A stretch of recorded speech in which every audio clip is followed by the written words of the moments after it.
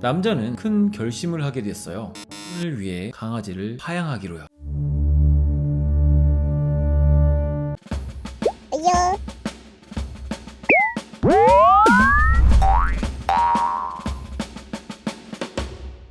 사람은 외로움을 느낄 때 사람을 찾습니다. 사람을 찾다 보면 즐거움만 있는 것이 아니죠. 때로는 상처받기도, 상처를 주기도 하며 시기심, 질투를 느끼기도 합니다. 그리고 신나게 놀고 와도 다음날이면 우리의 마음은 공허해지죠. 사람은 인생을 살면서 친구가 반드시 필요합니다. 하지만 그 친구라 함은 꼭 사람이 될 필요가 없죠. 그 친구가 반려동물이 된다면 상처받을 일도, 시기와 질투를 받을 일도, 공허할 일도 없을 것 같습니다.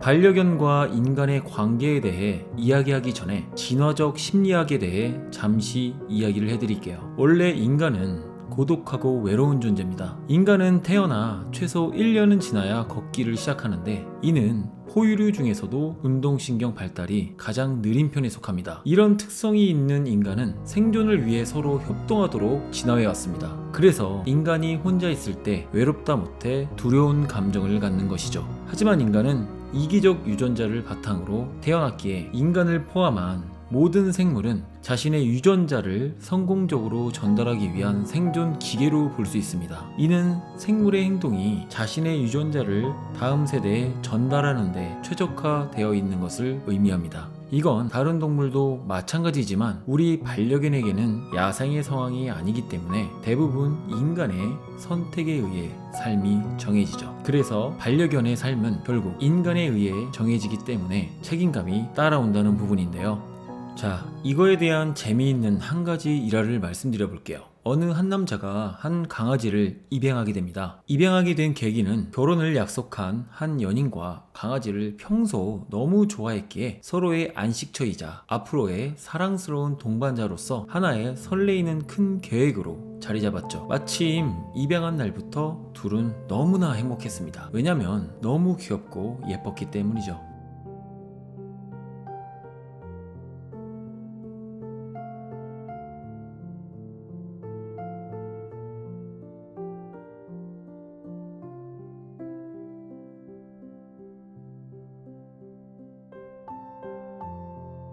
하지만 둘의 계획과는 틀리게 행복한 날은 얼마 가지 못했어요. 아직 결혼한 상태가 아니었고 여자 측의 집안에선 강아지를 키울 수 없는 상황이어서 강아지의 보살핌은 남자의 집에서 진행됐지만 안타깝게도 입양한 지 얼마 안 돼서 코로나라는 게 터지면서 택배 일을 하고 있는 남자로선 너무 과도한 택배 물량 때문에 집에 있는 시간이 점점 줄게 되면서 입양된 강아지는 항상 집에 오랫동안 혼자 있는 시간이 늘어만 갔습니다.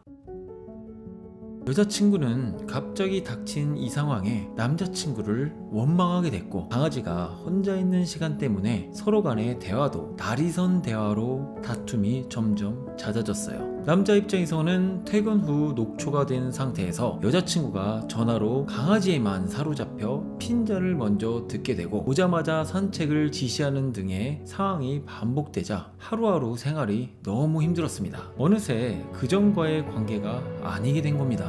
여자의 입장에서는 강아지를 본인 집에 데려갈 수도 없고 남자가 빨리 집으로 오기만을 바라는 수밖에 없어서 더 애가 타게 되고 그러다 보니 짜증을 내는 횟수가 빈번해지면서 점점 둘과의 관계는 악화되었죠. 매일매일이 똑같았고 남자는 강아지에 대한 미안함과 여자친구와의 관계적 개선을 위해 택배를 급하게 서두르게 되다가 다리까지 다치는 상황까지 오게 됐어요. 말 그대로 최악의 상황이었습니다. 남자는 큰 결심을 하게 됐어요. 결혼을 위해 강아지를 파양하기로요. 그리고 여자친구에게 이야기하게 되었죠. 이대로는 결혼도 못하고 헤어질 판국이라고 말이죠. 여자친구는 그래도 파양은 반대했지만 대책은 없었습니다. 하지만 남자는 둘의 관계가 더 중요했죠. 그렇게 강아지의 입양을 정말 괜히 한 건가 싶은 마음이 들던 어느 날 여자친구가 이별을 통보합니다. 상황도 그렇지만 직업적인 부분 때문이었어요. 코로나가 끝날 기미도 안 보이고 이 상황에 지쳐버린 거죠. 그때 그 남자는 하늘이 무너지는 것 같았습니다. 택배 업무도 업무인데 결혼을 위해 힘들게 버텼던 그 나날들이 공허하게 느껴지면서 현실이 서글프게 다가왔습니다. 일하는 내내 너무 힘들었지만 버텨야만 했죠. 어느 한날은 비까지 와서 온몸이 젖고 마음까지 지쳐버린 퇴근길. 어느 날과 똑같았지만 그날은 특별한 날이었습니다. 젖은 몸을 이끌고 집에 문을 여는 순간 후다닥 튀어나온 강아지의 흔들리는 꼬리와 해맑게 웃는 그 모습을 본 순간 남자도 모르게 눈에서 하염없이 눈물이 나왔어요. 그리고 이 아이에게 파양을 생각한 자신이 원망스럽고 미안했습니다. 맞습니다. 그 반려견은 모릅니다. 잘못한 게 없었죠. 다 어리석은 남자의 책임감 없는 태도가 문제였죠. 그리고 항상 한결같은 마음으로 그 반려견은 그 자리에 있었던 겁니다. 왜 몰랐을까요? 그 남자가 정말 제일 힘든 순간에 옆에 있어준 반려견이 남자에게 많은 것을 느끼게 해주었습니다. 가장 힘든 순간에 여자친구는 떠났지만 그 자리를 지켜준 건 반려견이었죠. 네, 눈치채셨겠지만 이건 제 이야기입니다. 저는 현재도 반려견과 잘 지내고 있고 책임감이라는 걸 많이 느끼게 해준 일화였어요. 그리고 이번 영상의 외로움과 비슷한 주제여서 한번 꺼내게 되었습니다. 전 친구가 많았었지만 항상 외로움과 공허함 그리고 다툼이 있는 날이면 오히려 며칠간 기분이 좋지 않았죠. 지금은 친구 관계는 많이 정리가 자연스럽게 되기도 하고 다들 바쁘니 만나는 경우가 거의 없어졌죠. 하지만 되려 마음이 더 여유롭고 행복합니다. 예전엔 주변 사람에 대한 의지가 강했었고 친구가 많으면 많을수록 좋다고 생각했지만 이젠 아니에요. 처음에 말씀드렸다시피 친구는 제 반려견만으로 큰 안식처가 되었습니다. 외로움이라는 것은 결국 사람으로 해결되는 것이 아니라고 생각해요. 사람으로 인해 내가 상처 주기도 하고 상처 받기도 하죠. 하지만 반려견과는 그럴 일은 없습니다.